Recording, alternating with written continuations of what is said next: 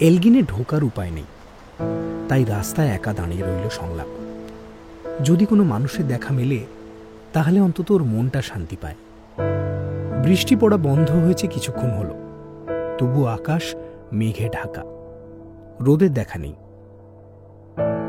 সংলাপ ভালো করে কান পেতে শুনল। নদীর জলের শব্দ এখনো পাওয়া যাচ্ছে। বোধহয় শব্দটা রাস্তার ওপার থেকে আসছে। ওর শুনে মনে হলো হয়তো কাছে কোথাও একটা ঝর্ণা আছে। অগত্যা ওই পথেই পা বাড়াল। রাস্তার ওপাশটা একটু উঁচু আর গাছপালায় ঢাকা, তাই জলের আওয়াজ পেলেও নদী বা ঝর্ণা কোনোটাই বিশেষ দেখা যায় না। ঝোপঝাড় পেরিয়ে ছোট মতো একটা জঙ্গলের মধ্যে দিয়ে হাঁটতে থাকে সংলাপ। কিছুক্ষণ বাদে সামনে একটা খুব সুন্দর পাহাড়ি ঝর্ণা দেখে। খুব একটা বড় নয়, তবে একেবারে দুধের মতো সাদা ধবধবে ঝর্ণা। নদীর জল কাঁচের মতো পরিষ্কার। কিছুক্ষণ আগেই মুষলধারায় বৃষ্টি হয়ে যাওয়ায় নদীতে জলের পরিমাণও অনেকটাই বেশি। চারিদিকের সবুজ পাহাড়ের মধ্যে এইটুকু জায়গাতেই যেন সব শহুরে অবসাদ ক্লান্তির শেষে সীমাহীন শান্তির বাস। ঝর্ণার পাশে একটা উঁচু মতো জায়গায় সংলাপ বসল। একভাবে চুপচাপ নদীর জলের দিকে তাকিয়ে আছে আর জল বয়ে যাওয়ার শব্দ শুনছে। চোখ বন্ধ করে এক মনে শুনতে থাকলো সেই আওয়াজ। চারপাশের পরিবেশের মধ্যে যেন নিজেকে হারিয়ে ফেলল সংলাপ। এমন সময় চোখ খুলে ও অদূরে নদীর পাড়ে তাকালো। সেখানে একটি মেয়ে দুটো কলসিতে জল ভরছে। পেছন থেকে দেখে সংলাপের মনে হলো বোধহয় ওরই বয়সী কোনো মেয়ে। এলোমেলোভাবে শাড়ি পরেছে, মাথায় যেন তেনভাবে একটা খোঁপা করা। ওর ওই হলুদ শাড়িটা যেন চারপাশের সবুজ প্রকৃতির মধ্যে মিশে যেতে চাইছে। মেয়েটির থেকে চোখ সরাতে পারল না সংলাপ। এক দৃষ্টিতে দেখে চলেছে মেয়েটির জল ভরা। পেতলের কলসিতে জল ভরে মেয়েটি সংলাপের দিকে ঘুরল। ওর মনে হলো যেন মাঝ নদীতে ভেসে চলা নৌকাকে হঠাৎ কোনো ঝড় এসে সজোরে ধাক্কা মারল। হালকা হলুদ শাড়ি, আঁচলটা পেঁচিয়ে কোমরে গোঁজা, মাথার চুলের বহর যেন খোঁপা খুলে বেরিয়ে আসতে চাইছে। হাওয়ার দাপটে বারে বারে মুখের ওপর চুল পড়ছে। জল ভরে নদীর পাড় থেকে উঠে আসছে মেয়েটা, মুখের ওপর পড়া চুল সরানোর চেষ্টা করছে। ওর মুখে একটা দুঃখের ছাপ। চোখ থেকে যেন অনেক না বলা কথা ঠিকরে বেরিয়ে আসতে চাইছে। বয়স কত হবে তা সঠিক দেখে বোঝা যাচ্ছে না। মধ্য যৌবনে যেন ওর সময় থমকে গেছে। হলদে ফর্সা গায়ের রং, টিকলো নাক, গলায় একটা সরু হার আর হাতে দুটো সোনালি বালা। একেবারে সরল নিষ্পাপ গ্রাম্য মেয়ে। ওকে দেখা মাত্র সংলাপের কাছে যেন সময় থমকে গেছে। চারপাশের পৃথিবীও যেন শূন্য হয়ে গেছে। এক ঠায় বসেও দেখছে হাওয়ার দাপট সামলে নদীর পাড় থেকে মেয়েটি ওর দিকে ধীরে ধীরে উঠে আসছে। সবটাই সংলাপের কাছে স্বপ্নের মতো। সত্যিই স্বপ্ন দেখছে না তো? চারপাশে ঝর্ণার অবিরাম আওয়াজ, পাখির মিষ্টি শব্দ, প্রবল পাহাড়ি হাওয়া, কোনো কিছুই সংলাপের মনে আর প্রভাব ফেলছে না। ওর চোখ যাকে দেখতে চাইছে, ওর মন শুধু তাকে নিয়েই ভাবছে। বাকি চারপাশ সংলাপের কাছে মিথ্যে। মেয়েটি আস্তে আস্তে কলসি নিয়ে উঠে এলো সংলাপের দিকে। সব ঘটনা যেন খুব ধীরে ধীরে ঘটছে, স্লো মোশনে। মেয়েটি একবারও মুখ তুলে সংলাপের দিকে তাকায়নি, আর হয়তো তাকায়নি বলেই সংলাপ প্রাণ ভরে ওকে দেখতে পারছে। না হলে চক্ষু লজ্জার খাতিরে মেয়েটির দিকে এতক্ষণ তাকিয়ে থাকতে পারত না। সংলাপ দেখল মেয়েটি ওর পাশ দিয়ে হেঁটে চলে গেল। যে রাস্তা দিয়ে সংলাপ এসেছিল মেয়েটি সেই রাস্তাতেই গেল। ও কিছুক্ষণ তাকিয়ে রইল মেয়েটির চলে যাওয়ার দিকে। ওর কালো চুল নিয়ে পাহাড়ি হাওয়ার উথাল পাথাল খেলা আর কোনো রকমে বাঁধা একটা খোঁপা যেন এই আরামদায়ক পরিবেশকে আরও রোম্যান্টিক করে দিল। ঘোর কাটতে বেশ অনেকটাই সময় লাগলো সংলাপের। প্রায় 8:20 তখন। না চাইতেও ওকে অগত্যা উঠতে হলো। সঙ্গে থাকা ব্যাগপত্র নিয়ে আবার সেই একই রাস্তা দিয়ে রওনা দিল এলগিনের দিকে। দূর থেকেই বোঝা গেল এলগিনের বড় লোহার দরজাটা এখন খুলে গেছে। সামনে কিছু লোক বসে কিছু একটা খাচ্ছে। সংলাপ ভাবল দারোয়ান হবে হয়তো। রাস্তাটা পার করে দারোয়ানের দিকে এগিয়ে গেল সংলাপ। ওকে দেখেও দারোয়ানটি খুব একটা পাত্তা দিল না। সংলাপ পাশ কাটিয়ে নিজেই সোজা বাড়ির ভেতরে ঢুকে পড়ল। মনে মনে ভাবল যদি জিজ্ঞেসই না করে কে কেন ঢুকছে, কাকে চায়, তাহলে আর দারোয়ান রেখে লাভটা কি। সংলাপ বেশ অবাক হল। ও পেছনে ঘুরে দেখে বয়স্ক দারোয়ানটি এখনও একইভাবে বসে রয়েছেন। ওনার সমস্ত মন ওর খাবারের দিকে। ওনার সামনে টেবিলের ওপর একটা খয়েরি রঙের খাতা রাখা। সংলাপ কোথায় যাচ্ছে, কেন যাচ্ছে, তার দিকে ঘুরেও তাকাচ্ছে না ভদ্রলোক। লোহার গেটটা পেরিয়ে একটা লম্বা পাথর বিছানো রাস্তা চলে গেছে মূল বাড়িটার দিকে। দুদিকে এক সমান গাছ, সুন্দর করে ছাঁটা। তার দু একটাতে কিছু রং বেরঙের ফুলও ফুটেছে। আশপাশ খুব খোলামেলা। দুদিকে গাড়ি রাখার জায়গা রয়েছে। রাস্তাটা ধরে হাঁটতে হাঁটতেই সংলাপ এলগিনের সদর দরজার সামনে এসে দাঁড়াল। দরজাটার সামনে গাড়ি বারান্দার নিচে একটা জিপ পার্ক করা। কেউ বোধহয় সবে ভেতরে ঢুকল। জিপের ইঞ্জিন এখনো চলছে। চালকের দিককার দরজাটা খোলা। এলগিনের সদর দরজা বিশাল মাপের এবং পুরোটা কাঠের, তার উপরে আবার পালিশ করা, একেবারে চকচক করছে। দরজার উপরে ঠিক মাঝ বরাবর বড় হরফে লেখা হোটেল এলগিন ইন। তার নিচে ছোট্ট করে ঠিকানা 2/1 ব্যাক টু নোওয়্যার রোড, পাথারি। হোটেলের সদর দরজা হাট করে খোলা। বাইরে থেকে একবার উঁকি দিল সংলাপ। ভেতরে কোনো লোক চোখে পড়ছে না। দরজা দিয়ে ভেতরে ঢুকে সংলাপ দেখল ডান দিকে রিসেপশন, আর তার সামনে বিশাল একটা কাঠের সিঁড়ি। মাঝখানে ওয়েটিং লাউঞ্জ, কয়েকটা সোফা আর একটা ছোট্ট কাঁচের টেবিল রাখা। তার উপরে খুব সুন্দর একটা ফ্লাওয়ার ভাজ। সিঁড়ির সামনে জায়গাটা ফাঁকা। কাঠের সিঁড়িটা ল্যান্ডিং অবধি উঠে তারপর দুটো ভাগে ভাগ হয়েছে। ল্যান্ডিং থেকে বাকি সিঁড়িটা গোল করে ডান দিক আর বাঁদিকে উঠে গেছে। ল্যান্ডিংয়ে একটা বিশাল পেইন্টিং ঝুলছে, প্রায় একজন মানুষের মতোই উঁচু হবে। ছবিটার নিচে লেখা ত্রিশূলপাণি গুহ ঠাকুরতা। ইনি এই পাথারির জমিদার ছিলেন। এই ছবিটা দুপাশ দিয়ে দুটো সিঁড়ি উঠেছে দোতলায়। সংলাপ ভালো করে সিঁড়িটার দিকে লক্ষ্য করল। যতদূর বুঝল তাতে এভাবে সিঁড়ি দিয়ে দোতলা পর্যন্ত যাওয়া যায়। কিন্তু তারপর এলগিন তো 5 তলার। সিঁড়িটা দোতলা অবধিই গেছে, বাকিটা কি করে উঠবে লোকজন? আশেপাশে দেখল সংলাপ। তখন ওর চোখে পড়ল ওর বাঁদিকে দুটো লিফট আছে।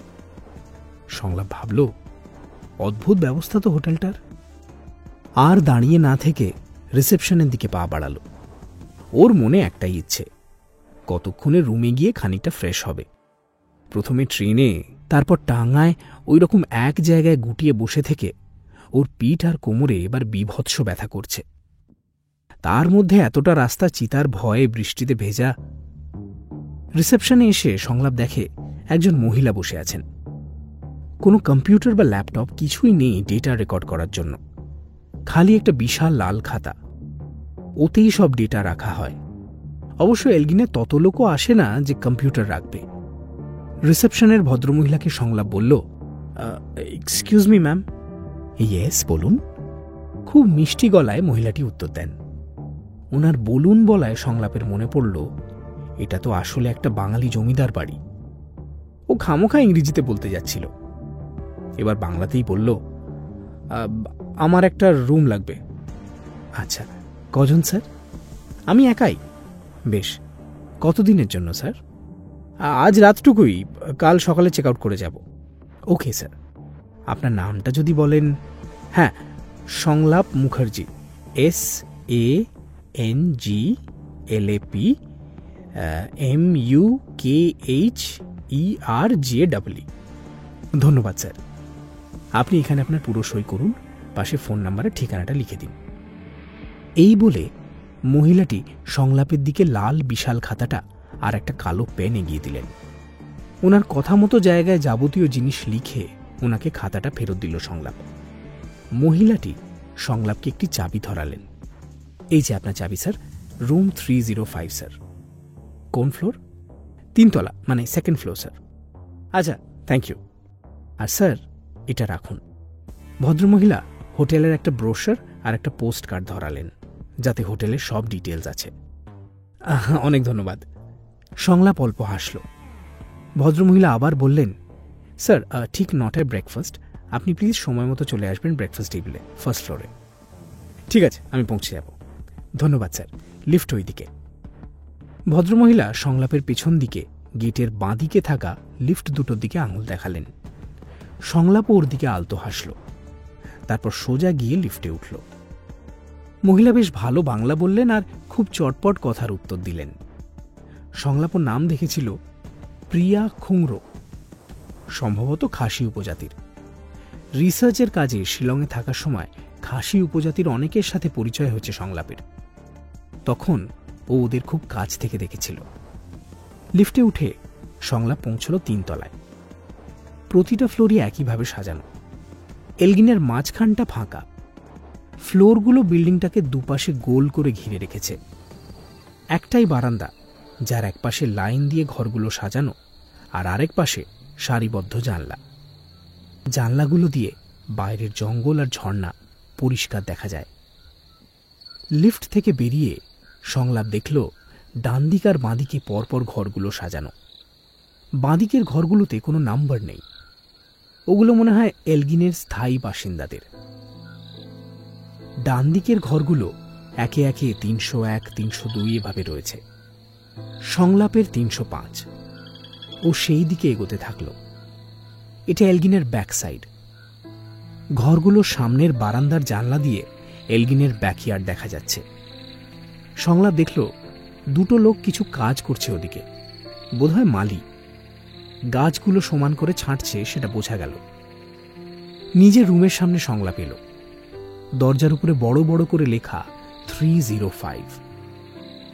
স্মার্ট কি দরজার লকে ছোঁয়ানোর সঙ্গে সঙ্গে গেটটা খুলে গেল। ঘরগুলো প্রত্যেকটাই বেশ বড় আর ছিমছাম। খুব সাধারণ সব ফার্নিচার। একটা বক্স খাট ঠিক রুমের মাঝ বরাবর পরিপাটি করে গোছানো। জানলার কাছে একটা সোফা, যার সামনে ছোট্ট মতো একটা টি টেবিল। খাটের উল্টো দিকে বিশাল ফায়ারপ্লেস, আর ঠিক ওটার সামনে 2টো আরাম কেদারা রাখা। এলগিনের সব ফার্নিচারই কাঠের, এমনকি সিলিং আর মেঝেও। খাটের পাশে নাইট ল্যাম্পটার নিচের দিকে একটা হুইস্কি চেম্বার। খুব ছোট, কিন্তু ভালোই কালেকশন। পরপর বিদেশি বেশ কিছু হুইস্কি সাজানো। জানলার উপরে বিশাল পেন্ডুলাম ঘড়ি। ঘড়িটা দেখতে অপূর্ব। সময় বলছে 9:15। সংলাপ ভালো করে ঘরটা দেখছে। সিলিং থেকে মেঝে সবটাই উডেন। বোঝাই যায় এদের কাঠের ব্যবসা রমরমিয়ে চলছে। এমন সময় সংলাপের চোখ যায় ফায়ারপ্লেসের ওপরের দিকে। ওখানে 3টে পেইন্টিং ঝুলছে পাশাপাশি। সংলাপ ঘরে ঢুকেই প্রথমে এক ঝলক দেখেছিল পেইন্টিংগুলো, কিন্তু খুব একটা ভালো করে নজর দেয়নি। এইবার সংলাপের খটকা লাগল। পেইন্টিংগুলোর কাছে গেল সংলাপ। আয়তাকার ফ্রেমে ছবিগুলো বন্দি। জানলার আলো সোজা পেইন্টিংগুলোর উপর এসে পড়েছে। সংলাপের চোখে অদ্ভুত ঠেকল। গোটা এলগিনে এর আগেও ও বেশ কয়েকটা পেইন্টিং দেখেছে। মনে করার চেষ্টা করল কোথায় কোথায় দেখেছে পেইন্টিং। নিজের মনে মনেই বলল, নিচে রিসেপশনের কাছে ছিল কয়েকটা, সিঁড়ি ল্যান্ডিংয়ে একটা ছিল, এমনকি। হঠাৎ ভাবতে ভাবতে থেমে গেল সংলাপ। রুমের দরজাটা খুলল। বেরিয়ে এসে ভালো করে দেখছে বারান্দাটা। গোটা বারান্দা জুড়েও জানলার পাশে একটা করে পেইন্টিং ঝুলছে। ও একবার সেই পেইন্টিংগুলোর দিকে তাকালো, আরেকবার নিজের রুমের পেইন্টিংগুলোর কথা ভাবল। খুব অবাক হলো। মনে মনে বলল, বাকি সব পেইন্টিং আমার চেনা, আগে দেখেছি, বহু পুরনো আর দামি সব, কিন্তু। সংলাপ থেমে গেল। আদতে বিষয়টা তাই। গোটা এলগিন জুড়ে পুরনো নামি দামি পেইন্টিং ঝুলছে। তার মধ্যে কয়েকটা পেইন্টিং খুব অদ্ভুত। সেগুলো কোনো নামি পেইন্টারের নয়, বরঞ্চ বাকিগুলোর মধ্যে পুরোপুরি বেমানান। সংলাপ দৌড়ে নিজের রুমে আসে, ভালো করে লক্ষ্য করে 3টে পেন্টিং। কিছু একটা ভাবেও 3টের মধ্যে 2টো ছবি ওর চেনা। প্রথমটা উইলিয়াম রথনস্টেইনের দ্য ডলস হাউস, আর তৃতীয়টা জোসেফ রাইটের the lighthouse on fire. কিন্তু দ্বিতীয়টা বেমানান, কোনো বিখ্যাত আর্টিস্টের নয় এটা। সংলাপ কিছুক্ষণ মাটির দিকে তাকিয়ে কি যেন ভাবল। পেইন্টিংগুলো সাজানোর একটা প্যাটার্ন আছে, ও সেটা লক্ষ্য করেছে, কিন্তু সমস্যাটা এখনো পুরোপুরিও বুঝে উঠতে পারেনি। দেয়াল থেকে ওই বেমানান পেইন্টিংটা খুলে হাতে নিল। উল্টে পাল্টে দেখতে দেখতে ওর চোখটা স্থির হয়ে গেল এক জায়গায়। মুখে একটা হালকা হাসির রেখা দেখা দিল।